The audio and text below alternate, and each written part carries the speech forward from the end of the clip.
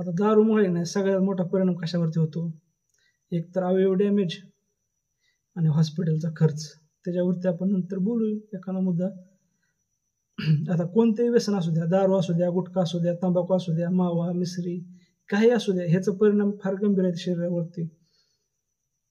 आणि सगळ्यात मोठा परिणाम आहे बघा कॅन्सर.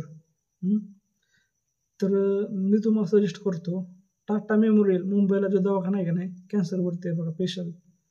तर तुम्ही आहे का नाही, आता सगळ्याला काय आतमध्ये एंट्री नाही त्यात, पण तुम्ही नुसतं गेटवर एक दिवस जरी थांबून आला का नाही, तुम्ही व्यसनं सगळी सोडून द्याल बघा.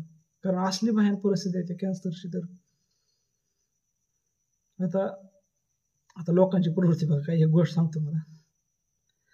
तर समजा मी दारू पितो, समजा बरं का, पित्तर नाही समजा, तर मी असा विचार करतो की माझ्या मुलीला एखादा बेवडा, नशेडी, गंजेडी व्यक्ती भेटू नये.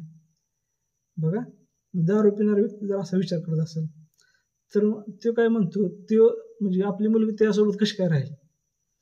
पण तीच मुलगी जर त्याचा बाप जर दारू पित असेल तर तिने त्याच्याबरोबर किती दिवस काढले असतील, मग ती पुढच्या व्यक्तीसोबत काय काढणार नाही.